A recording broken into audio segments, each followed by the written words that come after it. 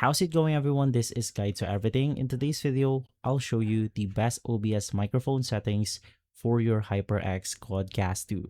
Basically, there's three main filters that we need to apply in order to enhance our experience using the HyperX QuadCast 2 on OBS. So head over to the mic-aux option, and from here, click on the three dots and then proceed with filters. Basically, we need to apply these filters in order to do multiple purposes, but for the other ones, you could just experiment with those because it's going to be different for a lot of users. I suggest to also make sure that the microphone is pointed on your face, not onto the side itself, in order to fully capture the essence of maybe your voice or the music that you're playing. So the first thing that I suggest is doing something like the noise gate right here. Basically, with this one, you want to make sure that it is enabled in a way that it will completely eliminate all of those noises.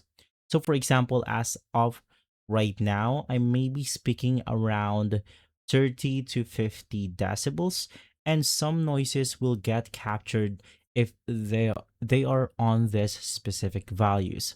So from here, you could just play around these values depending on the noise threshold or gate of your surrounding. So in my case, my situation maybe has somewhere between negative 25 decibel.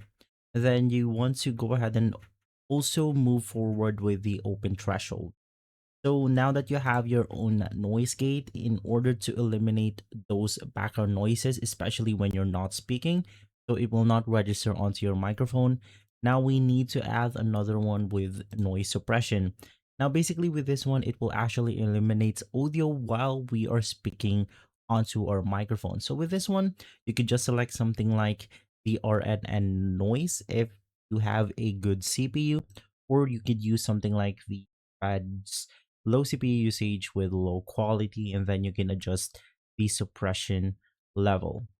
So now the last thing that I recommend is dabbling around the gain option right here, which will simply put some gain on your microphone, which will then improve it slightly.